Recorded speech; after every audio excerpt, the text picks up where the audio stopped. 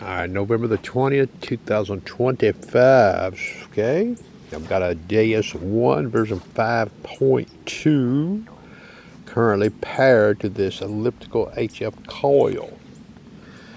This video will be sent to XP.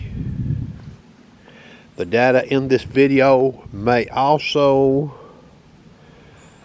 be applied possibly to the XP ORX models wearing high frequency coils. In particular, that elliptical coil there. That's the only coil I have for high frequency for the Deus 1. I do have experience though with the 9-inch round high frequency coil.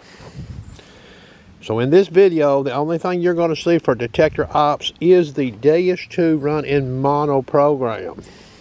Okay? Over some select targets to show you ID behavior. The question is, could an update be done to Deus 1 and perhaps the ORX so that those two models behave like the Deus 2 does in mono frequency, running same or similar frequency?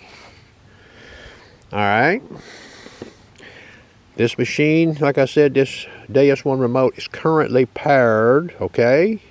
That is the lowest frequency band, the center of it. I'm going to shift one to the left, another. Okay, I'm going to show this Deus 2 at 13.8 kilohertz for the low frequency for comparison, okay? We're going to the highest band on this Deus 1 remote, okay? Expert, that's the center band.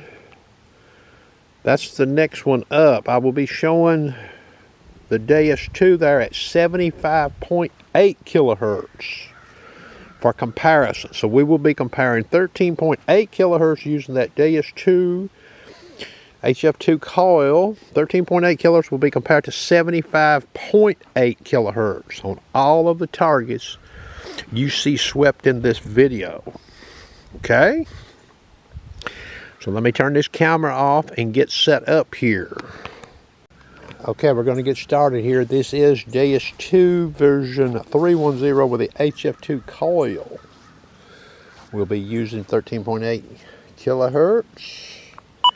And we'll be toggling to 75.8 kilohertz single frequency speed 2 in both. Okay, this is going to be the first set of targets we're going to look at. There will be some more. A US nickel, some folded Reynolds wrap foil, some folded can slaw off of an aluminum can. The US nickel at 13.8 kilohertz from roughly 3 inches above reads 63. Toggling to the 75.8 kilohertz, we see a 3.2 to 3 point rise in ID. Toggling back to the 13.8 kilohertz over the foil. Folded. You see it reads similar to a nickel. That is 13.8 kilohertz. I'm toggling to 75.8 kilohertz and sweeping. Notice a loss of ID. That would usually tell a user junk target. Back to the 13.8 kilohertz over this folded can slaw.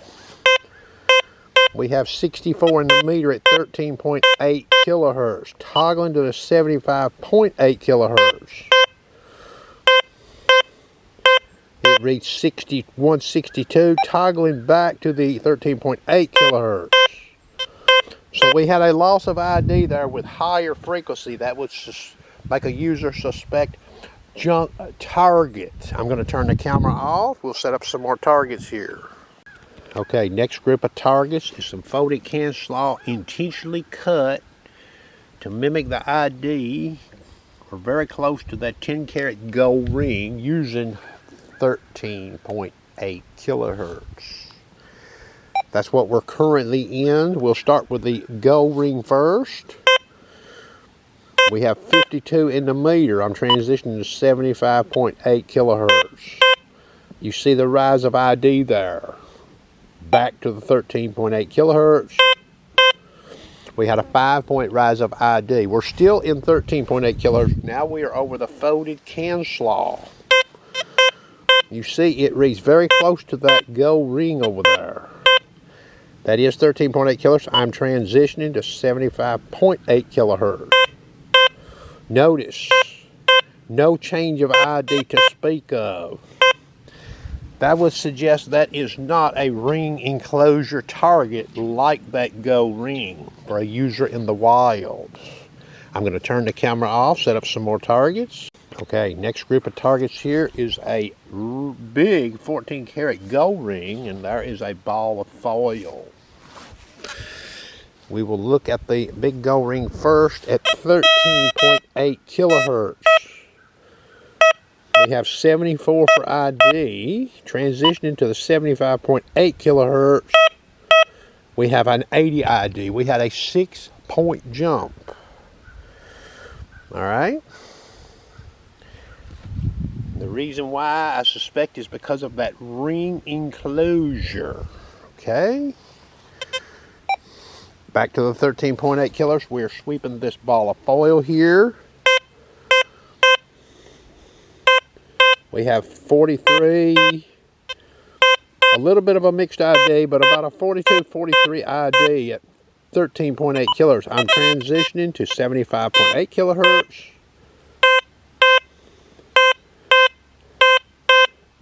We saw no rise of ID on that foil. That was tell the user probably in the wild suspect junk target.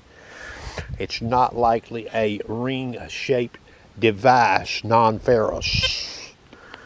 Okay, next set of targets is the same big 14 karat gold ring shown previously, the smaller 10 karat gold ring shown previously, an aluminum pull ring without the beaver tail, and the square tab off of a aluminum soft drink can.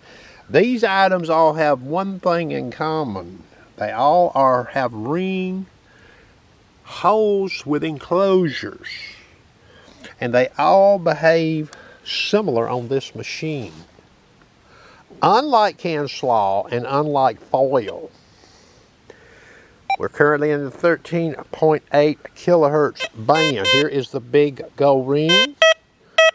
We have 74 in the meter, transitioning to 75.8 kilohertz. We have 80. That may suggest to a user that is a ring enclosed target. Could be a ring, could be something else. You'll see here in just a moment. We're back to 13.8 kilohertz. We're going over this square tab here. We have 70 in the meter at 13.8 kilohertz. I'm transitioning to 75.8 kilohertz.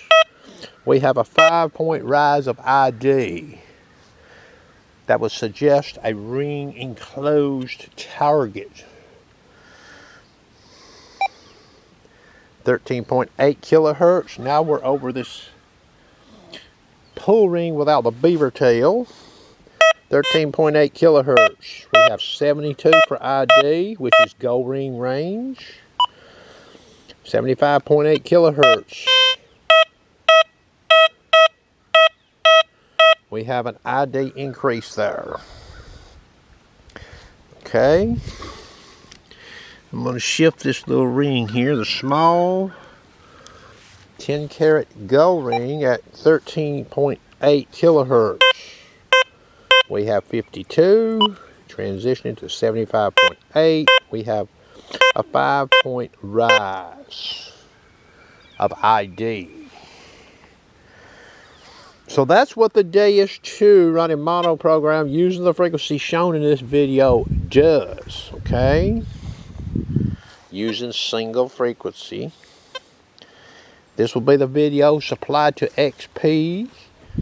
All right, and like I said, the ORX, could an update be done with it to help it as well?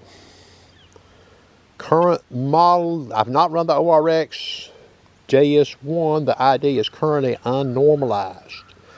And you cannot do this with the HF elliptical coil on the Deus 1 currently. What I have showed with this coil, Deus 2 HF2 coil version 3.1.